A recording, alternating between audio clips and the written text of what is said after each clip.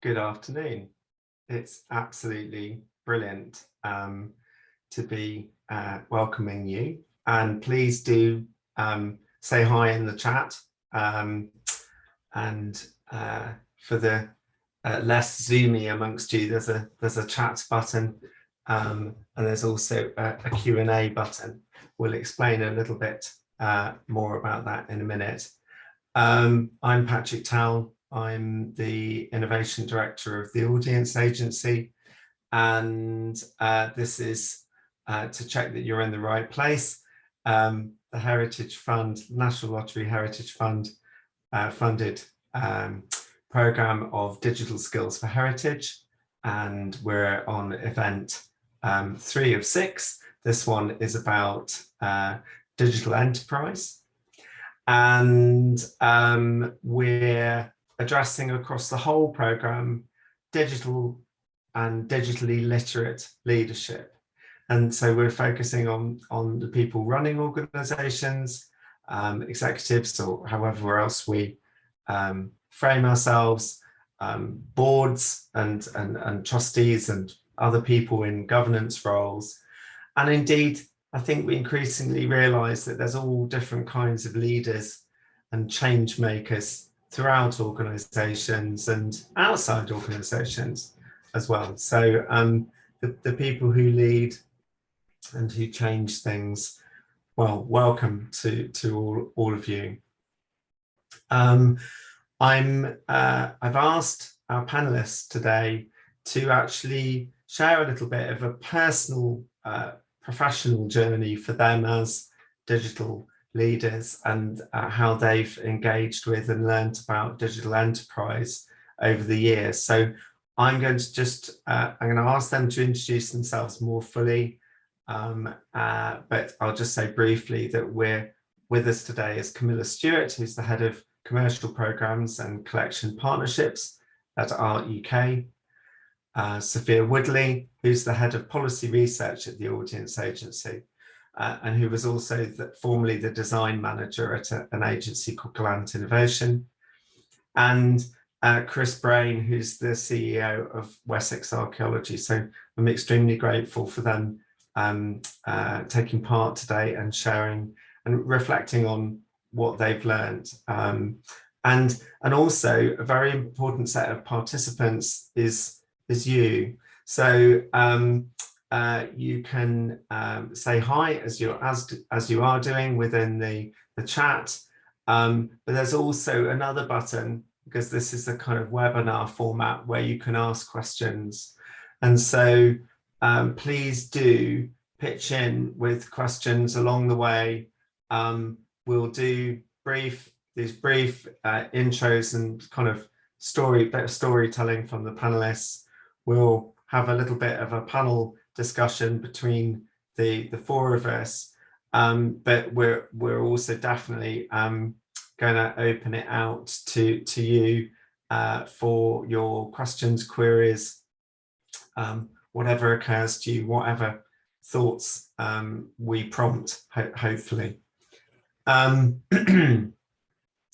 is the accessibility function, which you have a kind of live transcript, and actually, Anra, I might ask you to describe exactly how that works, if that's okay. Hello there. Yes, Patrick. So at the bottom of your screen, you should have a live transcript button. So if you'd like to activate that, you're in control of that as an attendee. And Patrick's already explained the Q&A and the chat functions. Any observations, links, anything you want to put in the chat, questions in the Q&A, and Q&A's nifty upvoting button. Do use that, because it'll help Patrick to prioritise questions later. And the last thing that I need to just say in a housekeeping way is that we are recording this, but because of the way we've set the webinar up, we'll only see the panelists' the speakers' faces. So we're recording this so that we can share it afterwards, but none of the attendees will be visible in that recording. I think that's it, Patrick. Brilliant, thanks, Anra. So Anna is the lead of the whole programme at Culture 24, their partnerships director. I would also, out of courtesy to your fellow participants, if you could make sure that your name in Zoom has changed to be your full name, and ideally your organisation in brackets. That's just great, because then we literally know who you are and where you're coming from. And the thing I've forgotten to do is to say, for those of you who aren't able to see me today, then I'm a middle-aged white guy with kind of almost rimless glasses and a goatee and slightly more grey hair than I wish. And I'm wearing a grey t-shirt with a kind of stag, a Harry Potter style Patronus on it. It's not really a Harry Potter t-shirt. And I have a kind of moderately tidy office, but with lots of files in it. And on that note, I'll just do a very brief framing of what we're talking about today. So we're kind of intersecting lots of things, and I know we often are doing this as kind of leaders. So it's just to recognise that we're, you know, the task of the whole program is to look at how digital and leadership intersect. And that's quite interesting, because that's not necessarily really about tools and technologies and content and data. It's more a question of kind of literacy. So us knowing what's important, how to prioritize things, in terms of setting the direction and goals, that all of those horrible things that leaders have to do, the hard decisions, especially around the allocation of resources.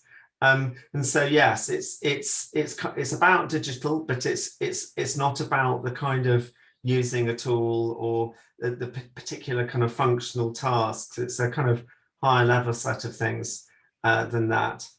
Then when we kind of add in enterprise, so the world of business, quotes, I say business,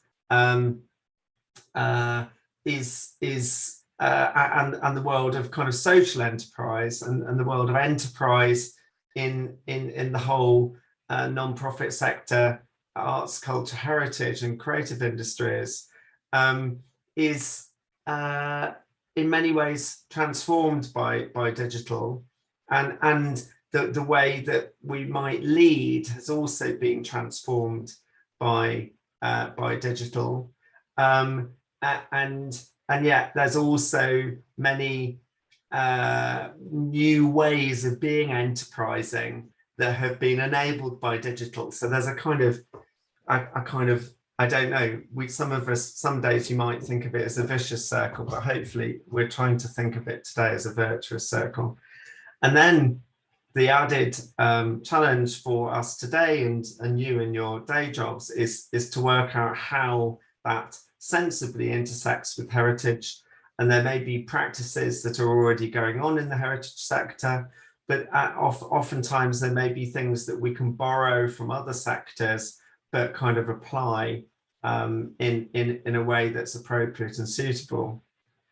And thinking just about that enterprise piece, we've kind of got the pre-industrial era and a kind of scale mass production era, and this kind of idea of enterprise is very much kind of the last 30, depends on your definitions, 30, 40 years of these much smaller organizations being fairly enterprising in the kind of leadership context. We're perhaps thinking of entrepreneurs. The UK's got a very particular kind of take on social entrepreneurship, and has it's not unfair to say it's kind of led some of the thinking internationally on social entrepreneurship.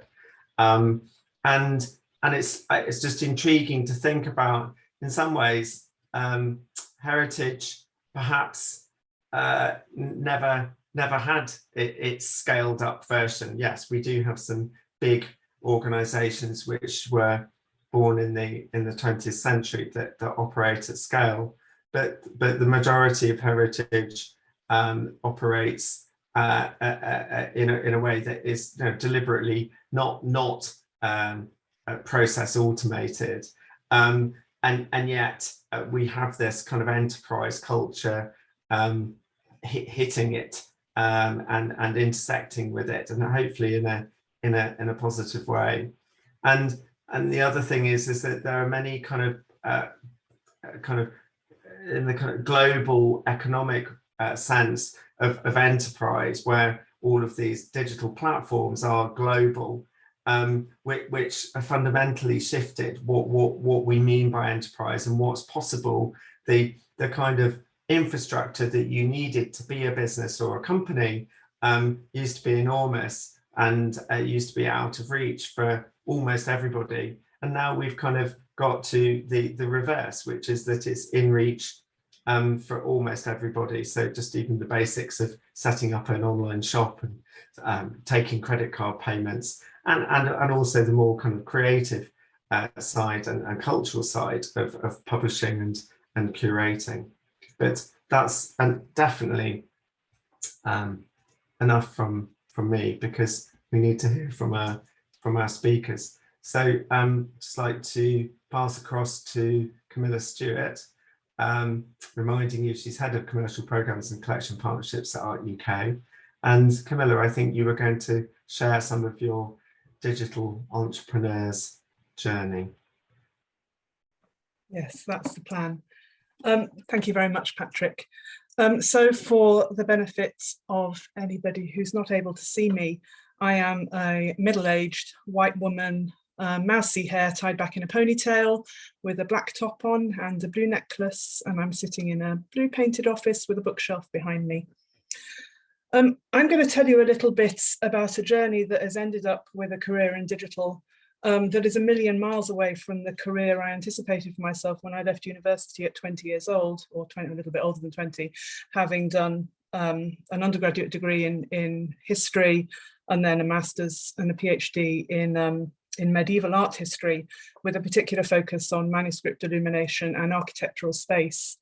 I was fortunate enough to go off to the Museum of Fine Arts and start my career doing curatorial work at the Museum of Fine Arts in Houston, and then came back thinking I was going to have a career as an academic, but sort of undecided about whether academia was for me, really, and struggling, I think, to get the hours I needed in terms of just being able to live, because without a sort of permanent full paid role, just doing sort of 0 hours contracts for university teaching, I answered an advert that I saw at the Barber Institute in Birmingham to take a job that involved cataloguing all the oil paintings in Birmingham for what sounded like a crazy project, that somebody had had an idea to catalogue all the oil paintings in public ownership in the UK.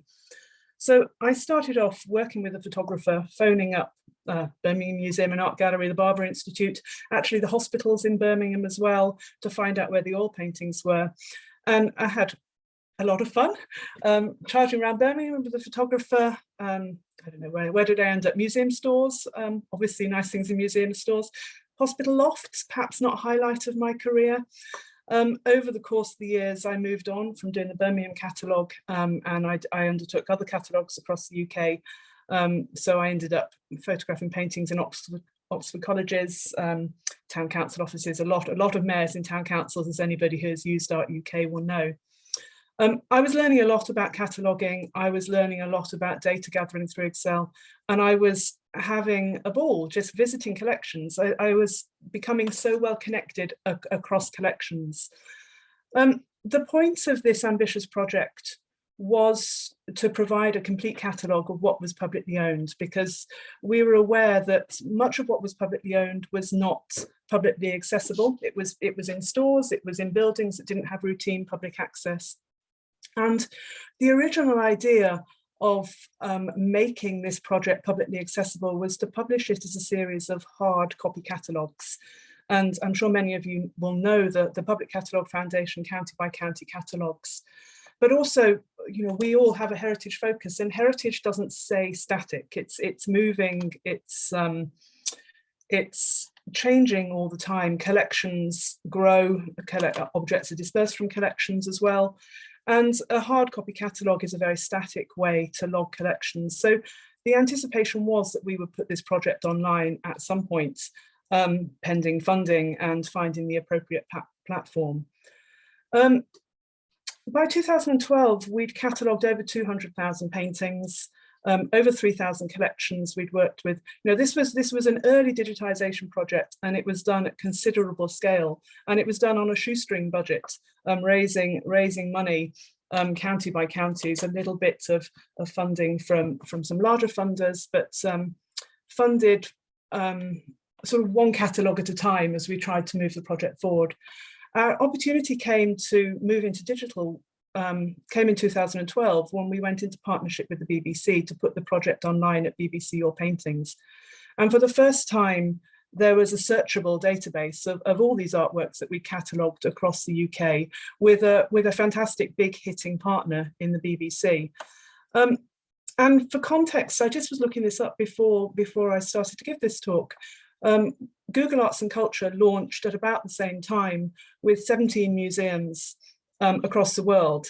And we are there as this tiny organization with this sort of slightly non-linear funding model. And we have done this enormous cataloguing project. I think we were all quite proud of what we'd achieved, but we didn't really understand the potential of digital going forwards. But working with the BBC definitely enabled us to realise that, and partly I think through building crowdsourcing projects. So once the project was online, we launched a tagger programme, so crowdsourcing public engagement to tag artworks and help make the national collection more publicly accessible by just people being able to search things. The opportunity to share expert knowledge also came through in our Art Detective network.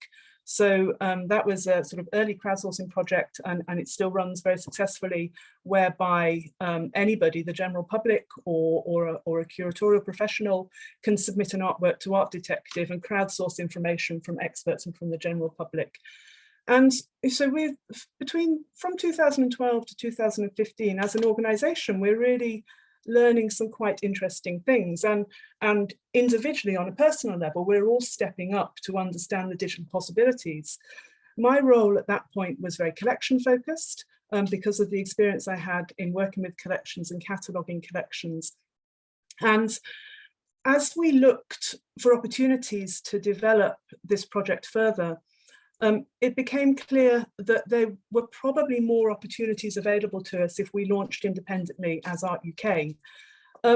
Partly because one of the things we wanted to do is we really wanted to make open up possibilities for collections to do more. And one of those was in a sort of it felt like a very quick win, in that we had 200,000 high resolution photographs of collections artworks, and yet we couldn't do print on demand through the BBC website because the BBC is a non-commercial organisation, so we had to be 2 clicks away from Your Paintings. And so it felt like we were missing an opportunity there. So we relaunched as Art UK. The Art UK went live in 2016. I took the role that was still focused on collection partnerships, but with a remit to develop an e-commerce platform as well. And that was entirely new for me. As an individual, I have a tendency to say yes to things, believing I can do them, and then worrying about whether I actually can later. And this did feel like a step into the dark for me. But also, by 2016, I was also quite good at online shopping. So I wasn't a complete novice in the e-commerce sphere. And obviously, as is always the case, as we all know, working in the sector, everybody is very generous with their time and support. Interestingly, we have an e-commerce shop steering panel that Art UK is run by steering panels. And there are a number of experts and museum professionals across different areas that contribute their time to Art UK. So we remain rooted in the sector. And some of those sit on the shop steering panel, but I was trying to bring in external expertise from people like John Lewis or Marks and Spencer, for example, onto the shop steering panel. Nobody is out of the heritage sector is going to give their time for free. But really, working with other museums and collections and understanding what we needed to do there. The journey has continued really. So the e-commerce platform launch, we ran it as a pilot. And then we relaunched as a full operation. We've grown the e-commerce platform, so there's 115 collections going forwards. These collections all work together. We offer centralized services, print on demand, image licensing for collections, and then the shop functions as a marketplace as well. And these all sit within my area of responsibility, looking after commercial programs and collection services. And really it takes advantage of where we are as an organisation that represents 3,000 other collections across the UK. What we do with e-commerce, we replicate with content. So there's great opportunities to develop shared content through Art UK, to work on shared social media initiatives, for example, going forwards. And importantly, from sort of 2007, a second mass digitisation project around sculpture. And interestingly, it was by then saying to a collection that you're going to digitise their collections is not such a strange concept as it was in 2005, when I would phone a hospital and they wondered if I was wanting to actually go and do some decorating. We were decorating the wards, so I ended up with the estates department. So sort of digitisation over the course of my career has become very, very much a touchstone for building opportunities to develop innovative projects and innovative opportunities. I am still learning. I think COVID was very good for Art UK, in the sense that we came into our own as a supplier of digital content, and we were really able to work with collections and external partners. So we built a partnership with The Guardian to develop shared collection content. And there are very big audiences for Art UK. There are over 4.5 million users coming to Art UK each year, and great growth in e-commerce through COVID, and lots of opportunity to gather some really interesting data. And as an organisation, we are still transforming in the way we handle data and the way we treat data. So we now have dashboards for each of the departments that pull in Google Analytics information from Google Analytics, and other information coming from spreadsheets or wherever we compile that information. So we have we have a touchstone for what our success looks like as a department. We're constantly working with each other to refine those touchstones within our overall strategic objectives, and we're always growing. So just in the last month or so, that an area that is completely new for me that I am getting to grips with is app-based content through our partnership with Bloomberg Connects. So we are now partnering with them to help museums get onto the Bloomberg Connects app, which is an in-gallery guide. And again, really good partnership with Bloomberg, lots of shared learning there, and just opportunities. I really didn't anticipate I would end up with a career in digital, but it's been phenomenally exciting. I work for an organisation that is, agile, enterprising, really good colleagues to work with, and yeah, I love working for Art UK. I think that's probably it for now. I've probably spoken for my 10 minutes, Patrick. Should I break off there? Yes, that's brilliant, and I'm sure that I have questions, and I'm sure other panelists and participants do. But that's brilliant for the moment, and so I'm going to move on to my colleague Sophia Woodley, and yes, I look forward to what you have to say, Sophia. Thanks very much. For the benefit of anyone who'd like to know, I will say I'm in early middle age. I'm 40. I don't know if that counts as middle age these days. I have very short dark hair and glasses and a very visible white microphone cable. And I'm wearing a teal shirt, which actually looks black on screen because of the overwhelming beigeness of my backdrop. On that note, I will share my screen. I have worked with Patrick for a long time, both in my current role in the audience agency and before that at Goland Innovation, which was a very small agency working both in the cultural sector, but also in the wider creative industries. In that role, I was design manager, focusing on user-centered design. So I thought I'd start out by sharing a few kind of thinking about where I got my lessons in digital enterprise from. And I'm saying I got them from these projects rather than, in a sense, I learned as much as I shared. And I think that's the nature, particularly of digital and of enterprise. You learn by experiment and you learn by failure. There's a wonderful project that's going on in the cultural sector at the moment called Fail Space, which is about how we can learn better by failing or by things not working quite the way we wanted them to. And I think that's really quite important. So I learned quite a few lessons. Working on R&D projects funded by Innovate UK, which are very, very focused on commercialization and exploitation. So that digital enterprise thing was really strong there. I've done mentoring through the NLHF Digital Heritage Lab, Arts Marketing Association, and others. I worked on the Arts Council England framework of financial and business advisors and Arts Council Wales Resilience Programme. In both cases, often I was brought in if an organization had particular risky issues associated with finance. And so I was brought in to think about how to solve some of those, often involving digital enterprise. And I've had the privilege over my career of working with a range of heritage organization clients, including most recently looking at a digital transformation strategy for historic England. My work has been, I would say, although a lot of it has involved R&D, it has always been more R than D, so more research than development. I leave it to somebody else to do the actual technical heavy lifting of whatever was decided. And I think that's kind of a really important lesson for leadership in digital enterprise, is you don't need to be super, super techie. You need to have a good layperson's understanding of the technology, and you have to be able to communicate with the people who you know about the technology, but you don't yourself have to be the world's expert on immersive media in order to come up with interesting digital R&D projects relating to immersive media, or to come out with ideas about how to make money out of them. So that's worth mentioning. When I start to think about digital enterprise, I often think, what an odd concept that is, or digital strategy. You know, is there such a thing as pencil enterprise or typewriter enterprise? And Patrick has already in a way answered that question through his interesting diagram about enterprise going from craft, Fordist to post-Fordist. And, you know, there are things that digital does uniquely, but I'm not going to focus on those today. It does have unique characteristics, but ultimately, in a way, it's just enterprise. Digital enterprise is just enterprise with particular tools. And that's good and bad in some ways.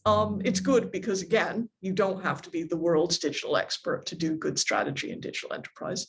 But sometimes, for charities, especially in heritage, it doesn't sit so well with us, with our self-definitions, to think about ourselves as entrepreneurs. I certainly don't think of myself as an entrepreneur. And some people get a little bit wary about, well, enterprise, is that really what we do? I've definitely had clients and mentees who have, you know, not leapt fully into it in the way that some of my creative industries clients have. Sometimes the idea of exploitation, which Innovate UK gets very excited about, you have to have an exploitation plan, you have to make money out of what you do, you have to increase tax revenue. People say, well, isn't exploitation a bad thing? It's bad if you exploit humans, and it's probably bad if you exploit the natural environment, but exploiting things and exploiting digital is okay. So that's the first thing, is kind of like, we need to get comfortable with the idea of enterprise and entrepreneurship, which is sometimes hard if you've chosen to spend your life working in heritage. You know, I have a PhD in history. I didn't set out to get an MBA. So that's the first thing. And then when you get to that point, well, what do you do? What does enterprise involve? And again, as Patrick demonstrated with those sort of interlocking circles, doing digital enterprise right, doing any kind of enterprise right, involves a huge number of activities, from spotting new ideas, to being ready to get investment in something, to managing collaborations, to designing new products or services. And it is, even enterprise in itself is quite interdisciplinary, and requires a lot of different skills. And I think this is worth saying. So I've made a career out of being able to talk business speak and education speak and heritage speak and user research speak and be able to translate between all these different languages. That's sort of where I sit. But that's quite an unusual role, and it's quite an unusual skill set. And so it's important, I think, when being a leader in digital enterprise, to recognize what things you can legitimately expect to get in one package. I often hear people kind of trying to design digital unicorns and saying, we need somebody in this project who loves earning money and knows a lot about heritage and can program in great depth, is a digital whiz and all these things, and can write reports that speak to funders. And you kind of have to go, you can't get all those in one package, or you might, but if you can, you'll have to pay them really a lot of money.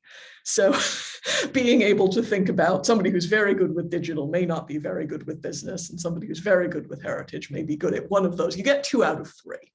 And you as the leader need to be able to speak to all of these people, but you don't need to be able to do all of them. So I think that's quite important. It's a different range of skills that you have to put together than you usually do. Another way of thinking about that is this intersecting activities of, if you're designing some new digital enterprise, some new product or service that you're hoping to be able to sell, you need to be able to think about whether something is viable, whether you can earn money out of it. You need to think about whether it's desirable, whether it's something that people actually want and who might want it. And you need to think about whether it's organizationally feasible. So you're going to be juggling a lot of interlocking rings when you do digital enterprise. But for me, and my focus, as I've said, has been around R&D, developing kind of new and innovative services around that can make money in digital. The big thing is, digital enterprise requires decisions based on data. And this is a photo of a woman standing looking at the ocean kind of skeptically with a sign behind her saying, "Sharks sighted today, enter water at own risk." So she's hopefully looked at the sign and hopefully got the data she needs to decide whether or not to go into the water. And the big piece of data that I think is important is, do your customers actually want what you think they want? We all in heritage, we think, we want to serve the public, we want to reach, as NLHF says, wider audiences and introduce more people to heritage. But I think entrepreneurship is the big test of that. If people will spend money on something, that's the test of whether they really want it. Whether they have money to spend is another question, and we can talk a lot about the economic injustices of having money to spend on things. But if people have money, whether they will spend it on your thing is a test of whether they really want it. And I encountered a lot of clients who think that, and I'll use an arts example, what is the problem we're trying to solve? This is what you ask if you try to come up with a good product. What is the problem we're trying to solve? And they'll say, well, the problem is that people don't have enough 18th century opera in their life. And you have to say, no, that's your problem because you're selling them 18th century opera. That's not their problem. So the big lesson I've learned is kind of that you really want to know whether your customers want what you think they want. And entrepreneurship is a really good opportunity to know them better, because there's no litmus test for it, like whether people will spend money on it. What else have I learned? This is linked to this idea about failure being quite important in research. And I got this quote from Einstein saying, if we knew what we were doing, it wouldn't be research. So in digital enterprise, often the first step is thinking of what problem you're trying to solve for people that they will actually pay you money to solve. Not prejudging the problem is really important. You don't know what it is necessarily until you found out. Not prejudging the solution is another thing. Technical developers love developing, love finding solutions. And so often in research projects, they will immediately jump to a solution before they've figured out whether it's the right solution. And being open to learning that you're wrong is really, really important. I'm looking at time here. I think I'm doing okay, nearly there. The other lesson I've learned is that people are as important as technology. These days, if you can think of some tech, you can usually build it. It may be expensive, but you can usually build it. But understanding people is hard. So involving users at all stages, even if you think you know what you need, actually asking users about it at the beginning of the project, as well as testing them with it at the end, is important. Tying enterprise directly to your organization's values and goals is really important. And that links back to what I was saying about people being uncomfortable with entrepreneurship and exploitation in your organization. Not everyone, if people really wanted to make money, honestly, they wouldn't have gone into heritage. And so I often have clients and leaders who are trying to persuade their organization that this is a good thing. And so I find it's really important to think about how enterprise can help you support your values and can help you achieve your goals that aren't just about making money. There should be some link there. And so, like for an organization where we did a customer, a CRM system, a customer relationship management system, it was about making money. But what we said to people was, it's about knowing the people you serve better. It's about being able to give them what they need. And so people went, oh, well, that's something I believe in. And suddenly it was something that they wanted to do. So that's really important. Not hunting unicorns. I already mentioned this idea that you can't get somebody who can do digital and enterprise and heritage and education and writing great reports to funders all together. So don't try. And collaborating with experts is part of resourcing. I think I'm probably running close to my time here. So the final lesson I've learned is that scale is really important. It's very easy to get caught up in doing small bespoke projects with a small group of people, but digital allows scale. That's one of the great things about digital. It's different than pencils or typewriters. You can broadcast to 1 million people almost as easily as you can broadcast to 10. And enterprise is also better at scale because you want to earn money, and the more, the better. And so that is a great synergy. Digital enterprise and enterprise are both better when they're bigger. And therefore, when you're thinking about digital enterprise projects, think big. Think about things that you can scale and that you can make bigger and bigger if they're a success. And hopefully, once you've done a bit of experimenting and a bit of research and a bit of development, they will be a success. That is it from me, I believe. I'm handing, sorry. No, Sophia, thanks very much indeed. And finally, we have Chris. And you're going to take us on your digital enterprise leaders odyssey. I'm going to do my best. For those of you who perhaps can't see me, I should say I'm another middle-aged white guy sitting in a very blue room. People say I look something between Bill Bailey and Mussolini, depending on whether I'm in a good or bad mood. So very little hair and a bit of a fuzzy chin.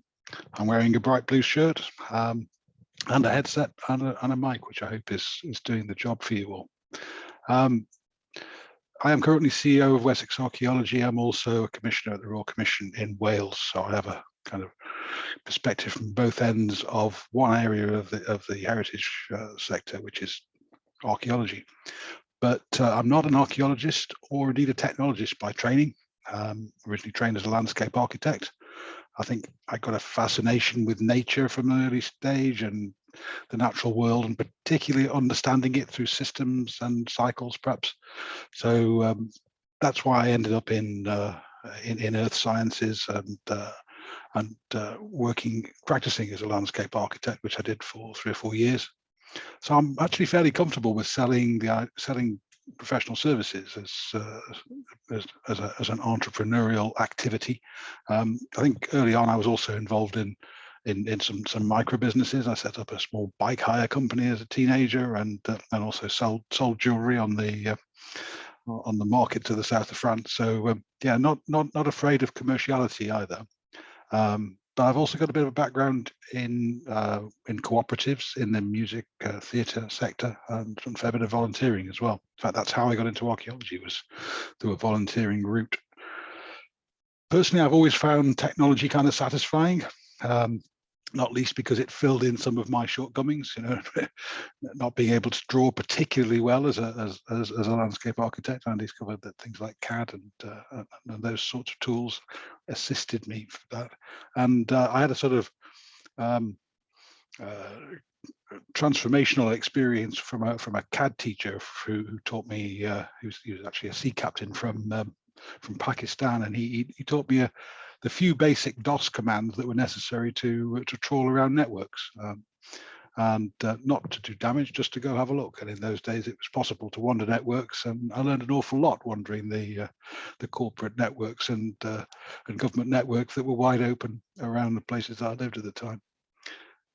But I went working in landscape architecture, I guess because I was fascinated by the technology, I moved quite quickly into the technical side and became a manager for an architectural practice, and built their networks and transitioned them onto things like CAD and desktop publishing back in the 90s.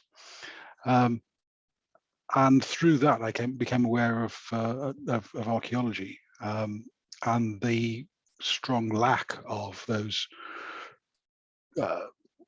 construction sector technical capabilities that were pretty common in construction. So I moved into archaeology initially, working for the Norwegian Institute of Cultural Heritage Research. Had a couple of excavations in Norway, supposed to be a couple of weeks, ended up there 3 years. And from there, having gained a lot of understanding of archaeology, I started at Wessex 22 years ago. At the time, they would only hire me as a computer coordinator because they were terrified of the term manager. The idea that someone with a computer could also be a manager was a very dangerous idea. I think they've been burned by previous expectations. But so that gives you an understanding of the slope that needed to be climbed, I guess, with trust and acceptance of things digital. For those of you who don't know, Wessex Archaeology is an educational charity. It is now one of the largest in the country, and indeed Europe too. £22 million turnover, 350 people, 5 offices across the country, and trading also in the US and Africa and Australia to a small degree. But it is a charity. It generates cash by providing commercial services to developers, so meeting the requirements of the planning system. But we use all that income and all the information that we found to chase our educational and charitable objects, which is the education of the public in the arts, science, heritage, and culture sectors. And our purpose there is to increase people's understanding and appreciation of cultural heritage on the basis that what is understood will be cared for. We serve our clients by solving their problems, and our plan really is to enrich people's lives through a connection with heritage. From a technical point of view, my philosophy has always been that the tech is there to relieve humans from the drudgery so that they can be more creative and spontaneous and have more fun. And that's pretty much how I've always treated the adoption of technology. Big lesson I've had, though, is that one person's drudgery is somebody else's pride and joy. So you do have to be conscious of what the outcomes you're generating when you deploy these technologies. Fairly early on, someone pointed out to me that leadership teams were usually made up of a whole range of different roles. There's a lookout who scans the horizon for new stuff. There's a captain who decides where we're going to go. There's a navigator who decides how we're going to get there, and a chief engineer who keeps everything running. And I think over time I've adopted all, if not, yes, most, if not all of those roles. And it's interesting that in the early stages of digital adoption, the lookout and navigator roles are extremely important. But what I found later on in my career is that actually I don't have the technical information, the technical knowledge anymore to be the chief engineer. So I have to stick to the captain and lookout roles. Taking charge of the digital strategy for an organization like Wessex, I was really expecting, a charity, this is going to be wide open source stuff, not very much money around. But in actual fact, charitable pricing had meant for a long time that commercial tools were actually very affordable. So we ended up with a very traditional, I suppose, corporate almost environment. But what struck me is that the digital adoption has been a process of evolution, not huge waves of revolution. And I think there's a kind of a maturity model behind that. Initially, we tend to go after low-hanging fruit for non-English speakers, things that are easy to achieve, easy wins. And a lot of that is about reliability. So some of the early things I did was to install networks and provide backups, getting the fundamentals right. And then there's a bit about process improvement, and an awful lot of that, from our perspective, was about, frankly, theft, stealing techniques and technologies from other disciplines and applying them in our world. So transfer of technologies into our business, and the entrepreneurial portion of that is that it is about process improvement. It is about broadening the scope of the activities that an organization can take part in. In some cases, insourcing activities, bringing them inside the business so that, or the organization, so that you can generate capture revenue from them. And then I think there's another stage of what I would term integration. So building efficiencies by joining various systems together, whether it's just deep technical level, as we did do. We built dive tracking systems integrating GPS and acoustic positioning and GIS in a database, or process engineering using digital tools to smooth the process of information capture and interpretation and dissemination, which is fundamentally our process. These days, I think it's always been an awful lot to do with process. These days, I think it's moving that we're concentrating an awful lot more on the product. So digital products are pretty much the order of the day. A couple of things that struck me about that.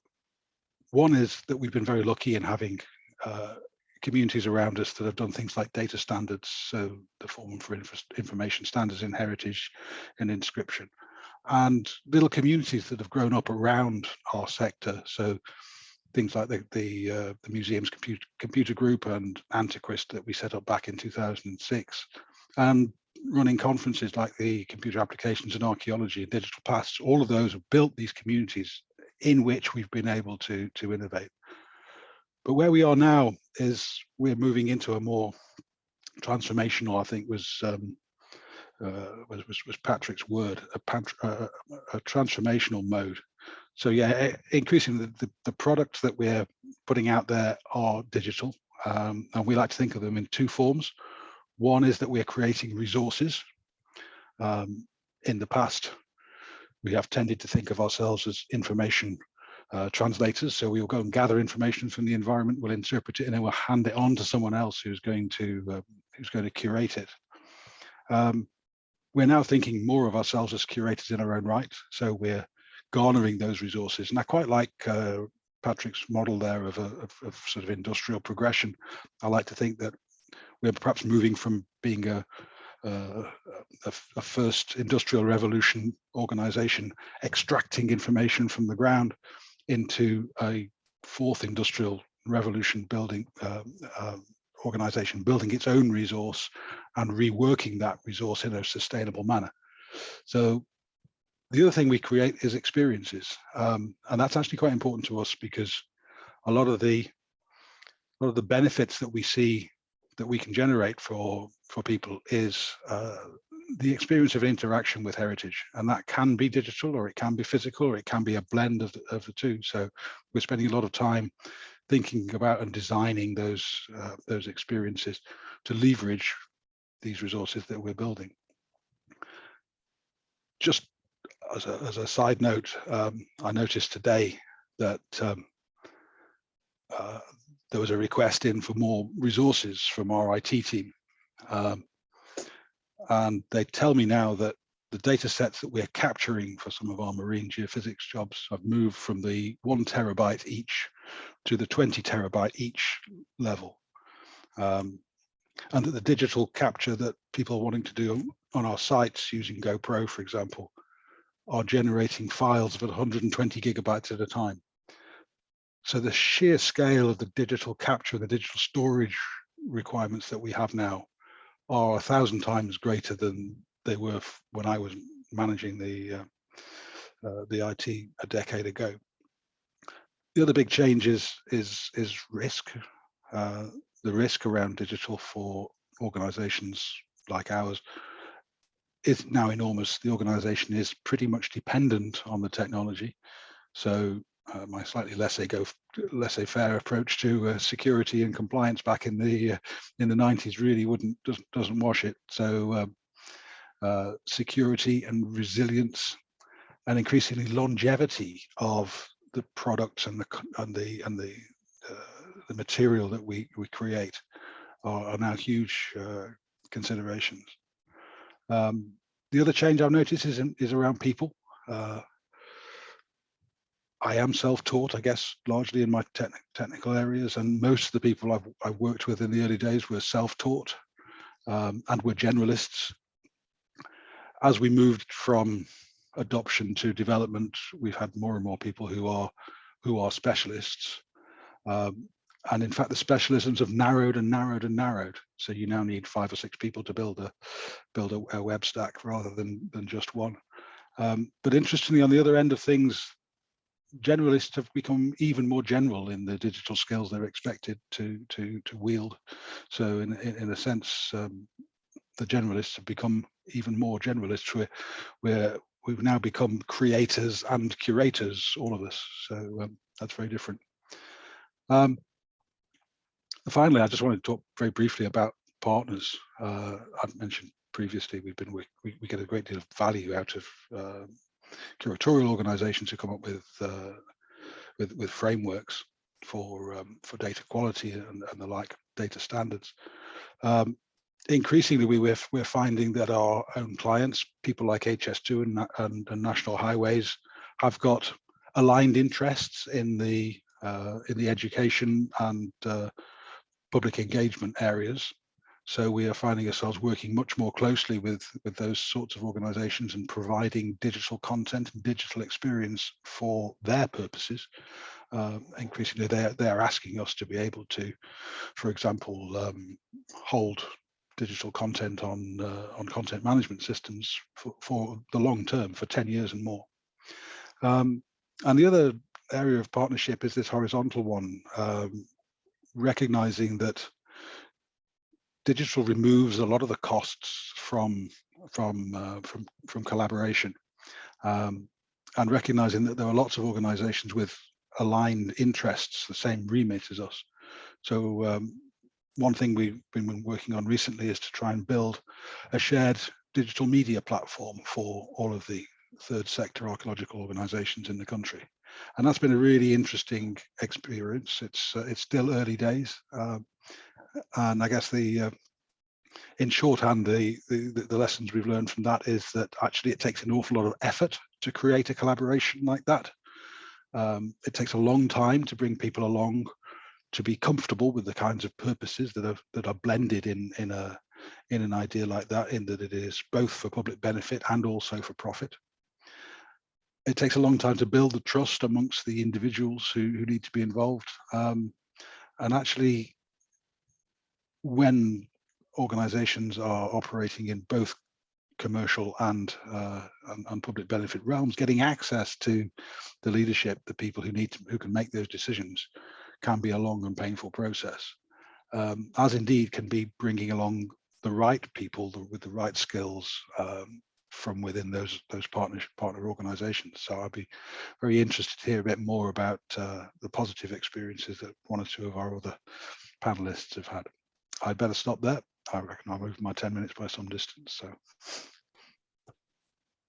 that's brilliant. So now we'll have the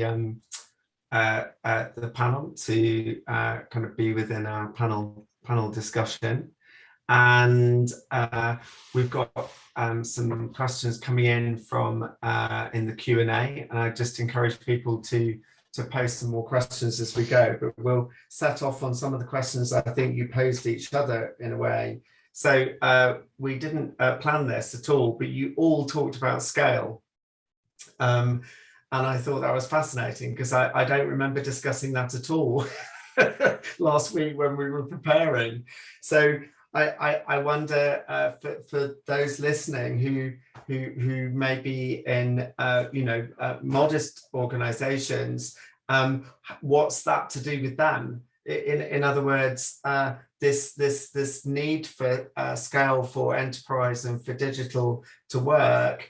How can it work? How can what is a relatively fragmented kind of SME-based sector operate at scale digitally?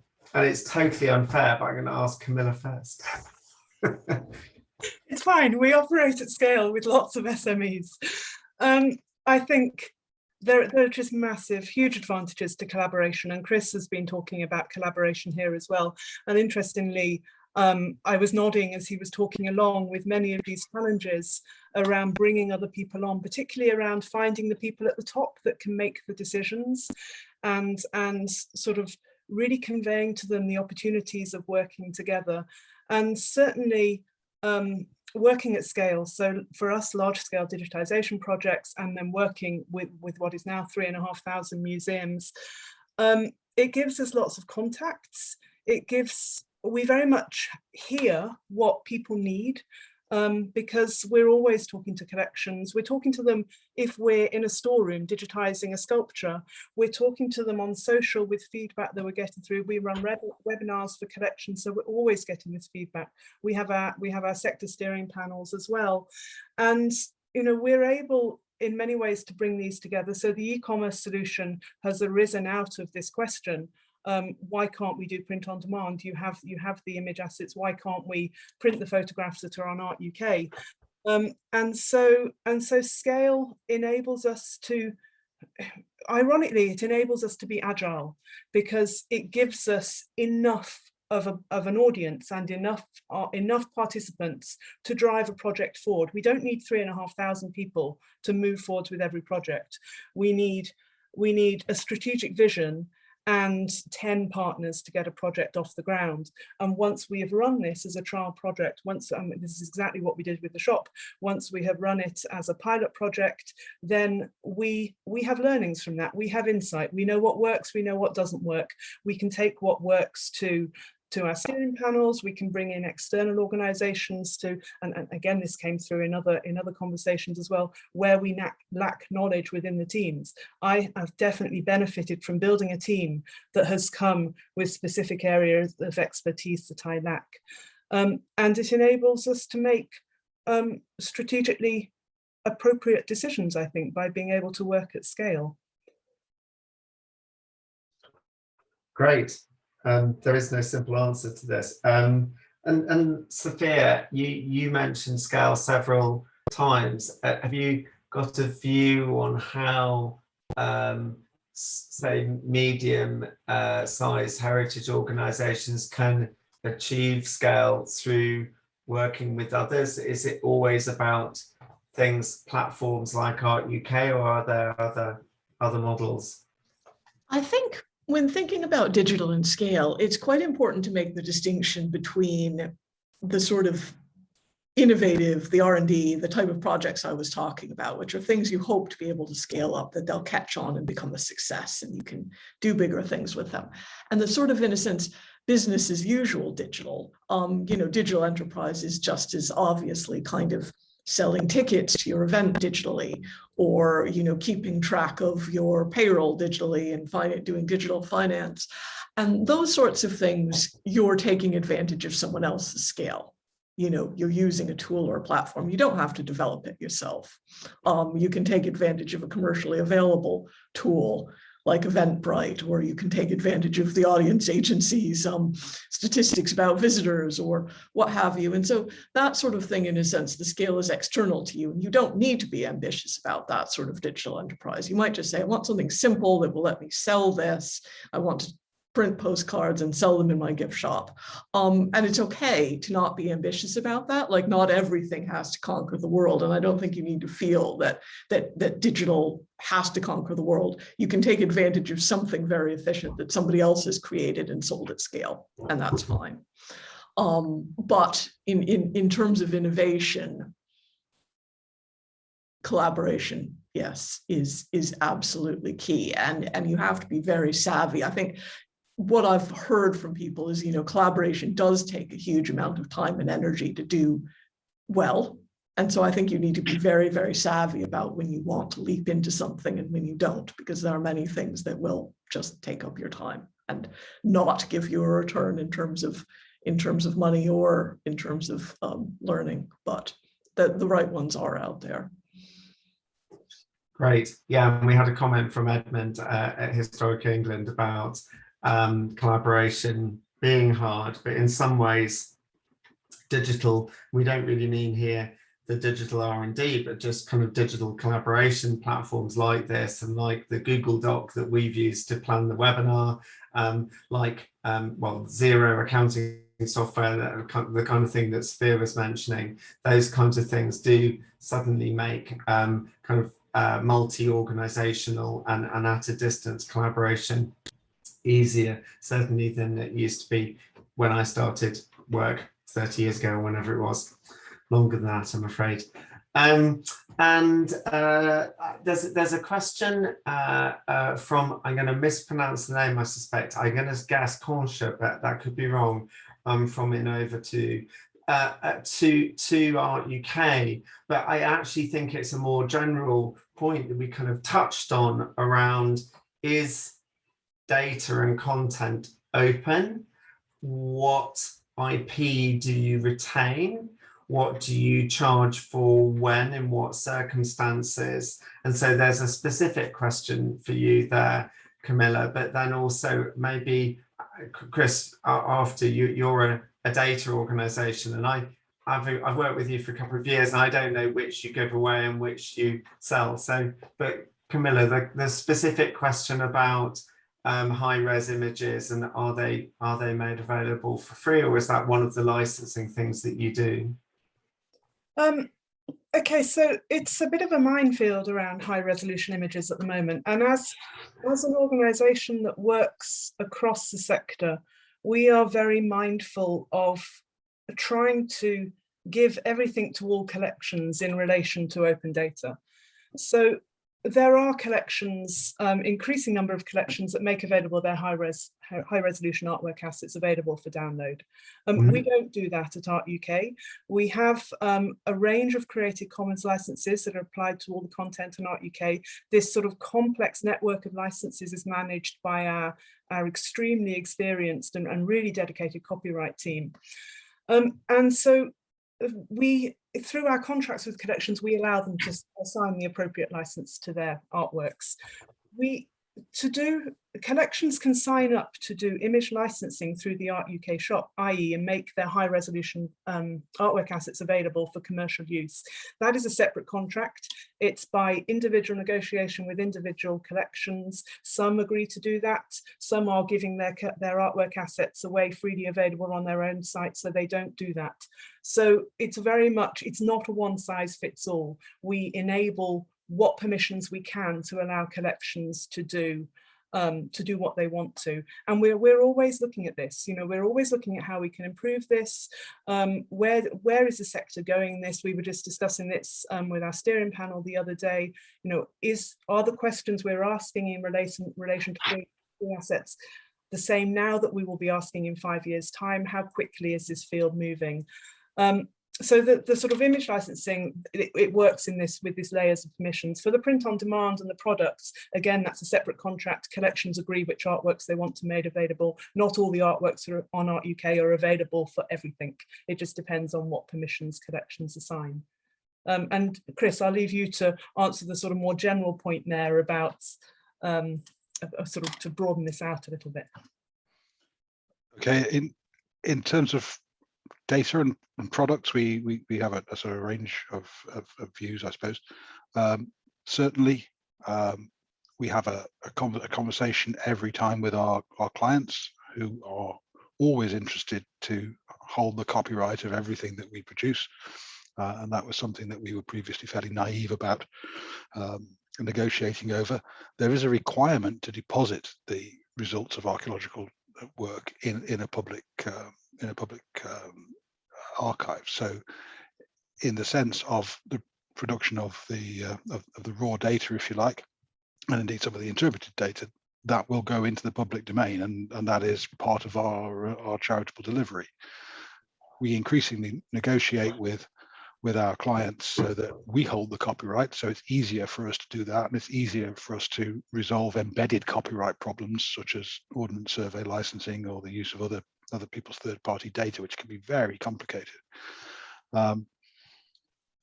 In terms of our published output, we are moving towards making all of our publications freely available online on a print-on-demand basis. That will be the direction of travel.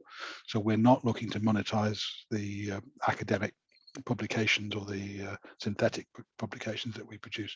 What we are interested to monetize is the edutainment, if you like, if you're content with that word, value of an interaction with archaeology. And we're also interested in monetizing the use of archaeological experiences, digital or otherwise, as part of social prescribing offers. So we think there are different avenues for monetization that don't mean putting a control over the products themselves. Goodness, rights and content, and data, it's complicated.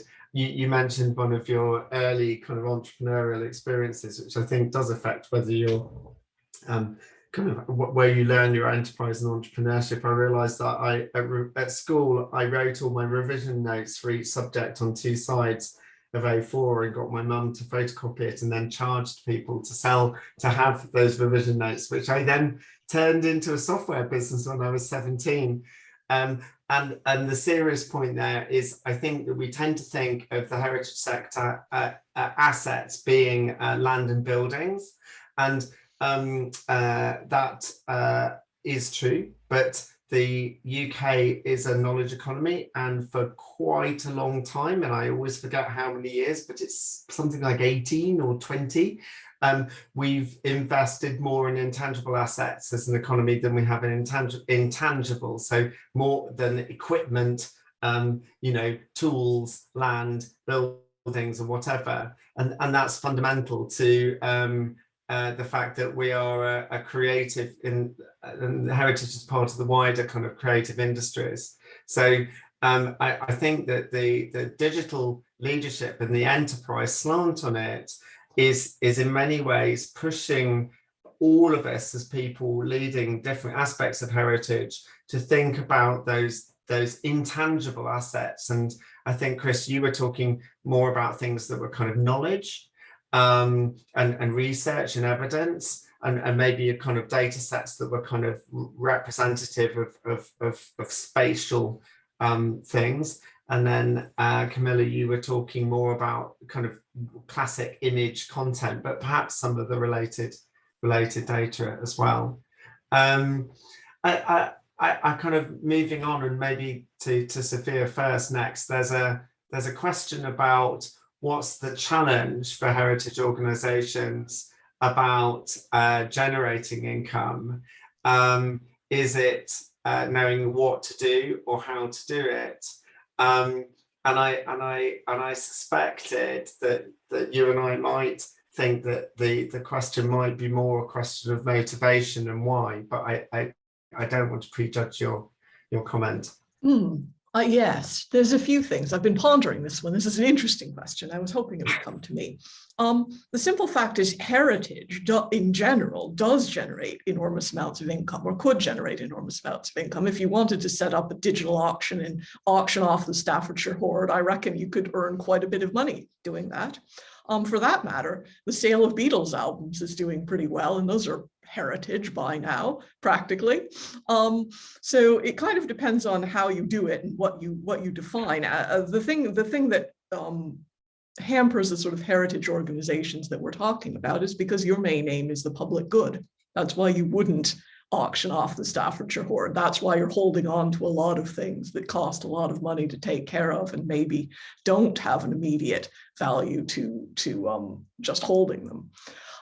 So it is hard. There is a long tail of content, and as you say, there are certain things that will be very popular and there are a lot of things that won't. And for the public good, you're trying to take care of all of them and you're trying to share all of them. But there is also this thing about enthusiasm, and the fact that it's not immediately obvious how to monetize heritage while you're also protecting heritage means that the people who are by and large really, really enthusiastic about earning money are more likely to go into investment banking or property management or what have you.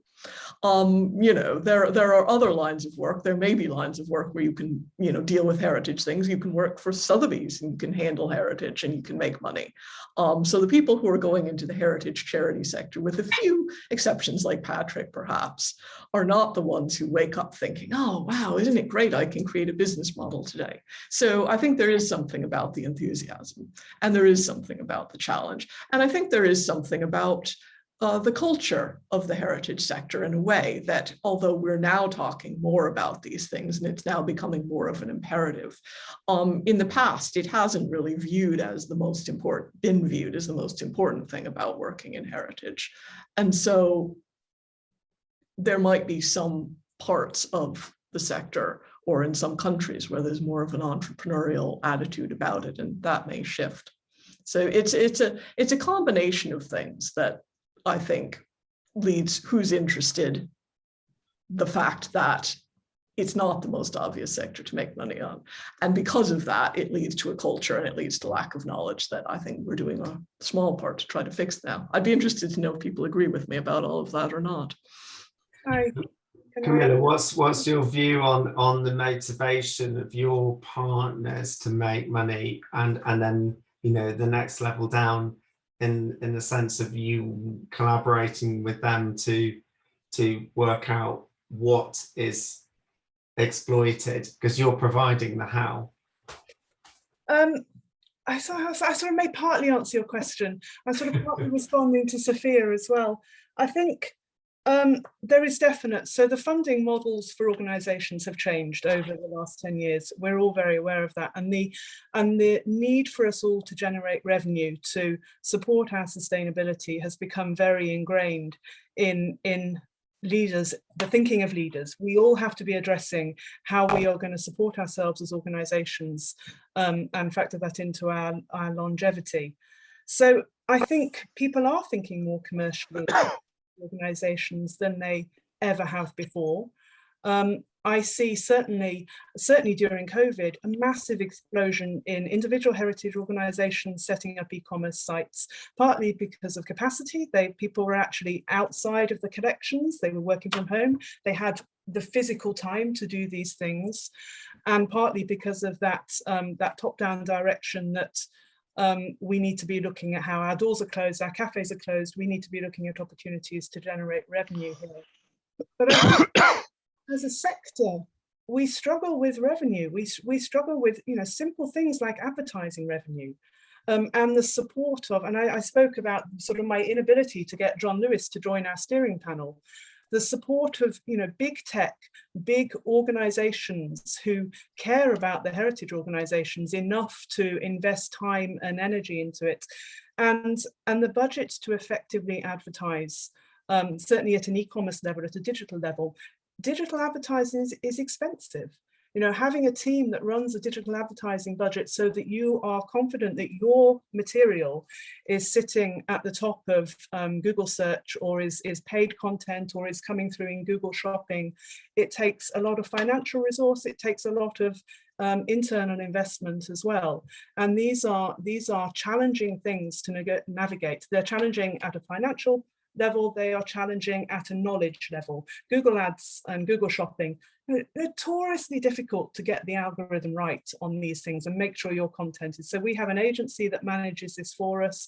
Half the time the agency gets it wrong as well, because Google have changed the algorithm and it's not working the way it was 2 weeks ago. So we are constantly experimenting with the best way to surface our content with a much smaller budget than other organizations that we might be competing with.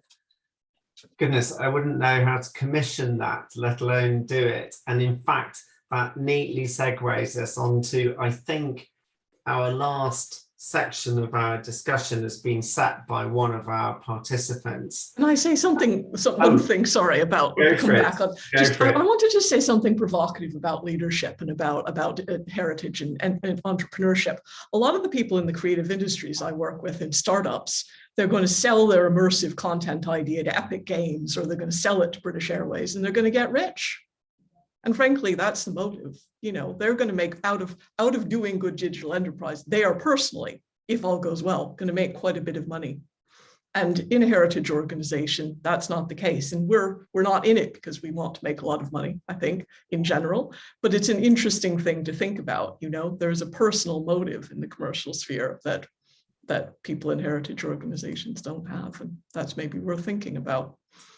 Well, indeed, there is quite a lot of privately held heritage in terms of certain buildings, but also it's fascinating to see, say, in the performing arts sector, not the kind of arts end of culture rather than the heritage end, the role that private companies and private finance played in film performance, so that, you know, RSC Live, Royal Opera House Live, the equivalents at ENO and everything else, and not in every case, but in most cases there was a commercial partner there.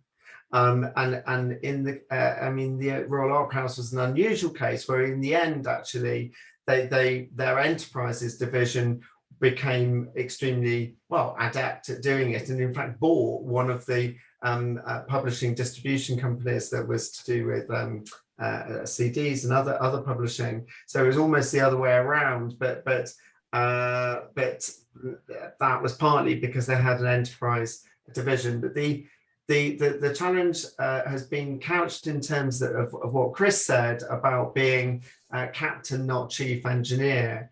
And in a way, it's the question is, how do you get the right crew? How do leaders and boards find that right mix? And you've all talked about the range of skills required here. And so I will go to Chris first on this, but how, as a leader, do you get the right people to not just complement what you know you don't know, but also to kind of, in a sense, deal with those unknowns?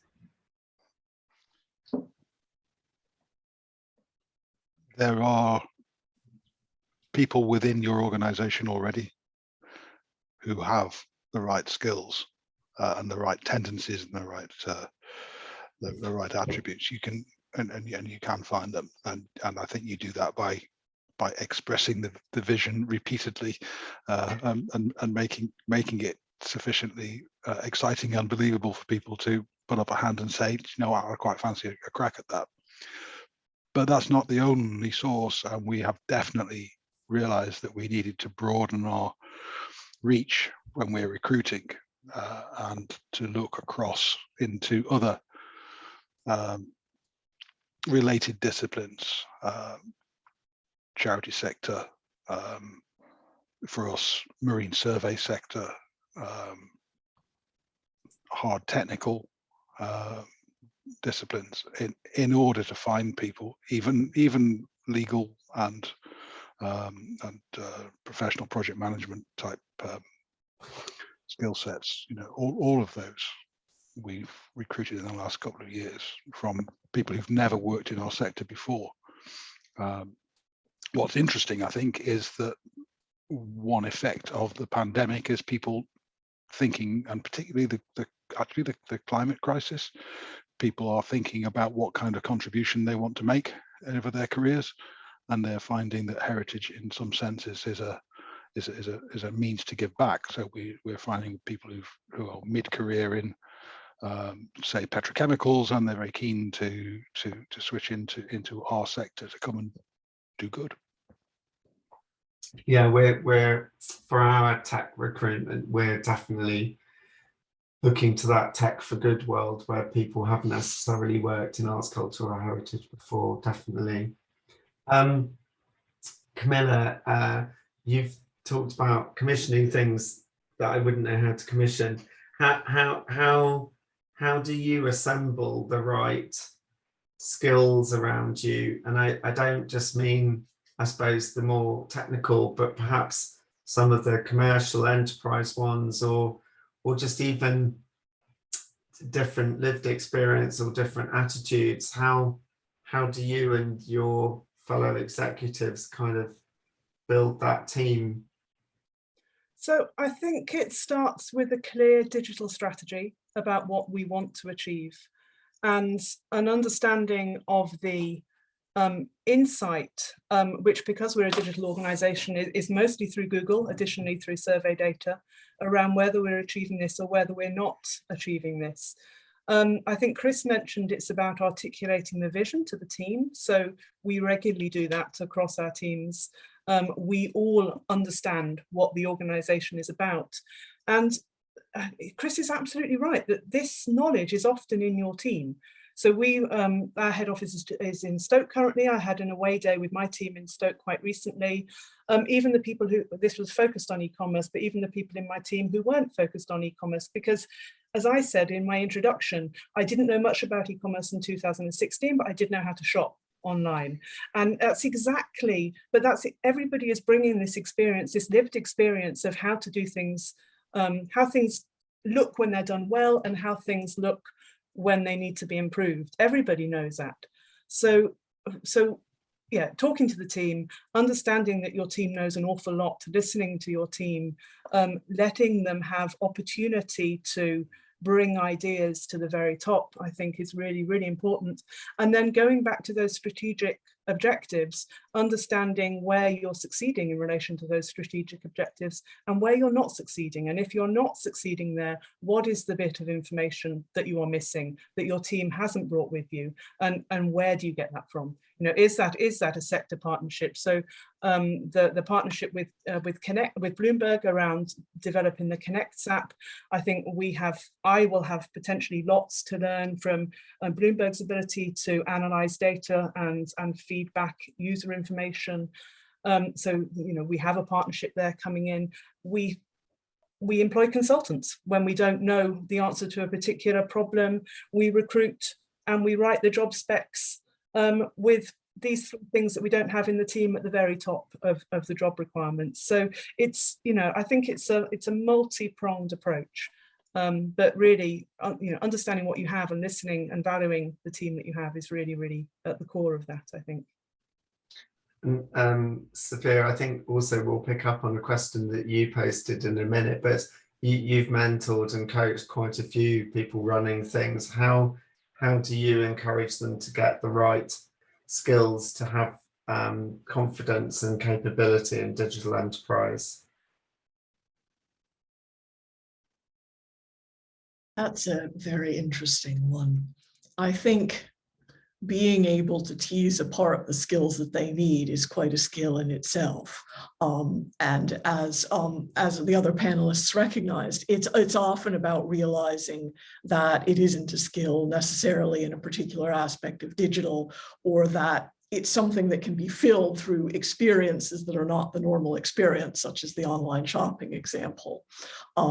You do really need to be able to break things up into capabilities rather than just saying we need a digital innovation expert or a digital enterprise expert.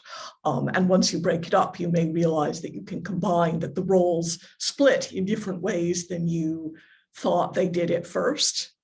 So, thinking about where one post overlaps with another is quite important to section them out. in ways, it might be that you need somebody who knows both business and education, or it might be that somebody who knows business and heritage and that your education person can be mentored.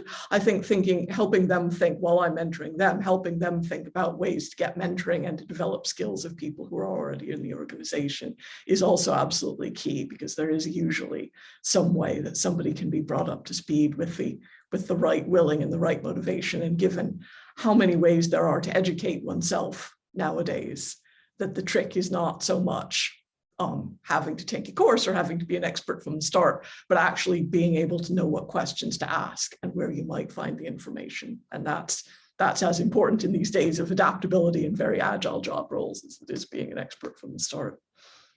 And that goes, I think, absolutely knowing the questions to ask and not being afraid to ask those questions. So there are definitely conversations I have had where I don't really understand what's being said.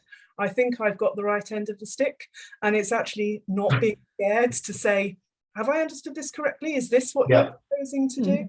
And sometimes I haven't understood it correctly, and it's useful to get the reiteration so I do understand it correctly. But in general, that plain talking at the top, I think really, really helps to instill confidence that this is not rocket science. It's just about asking questions.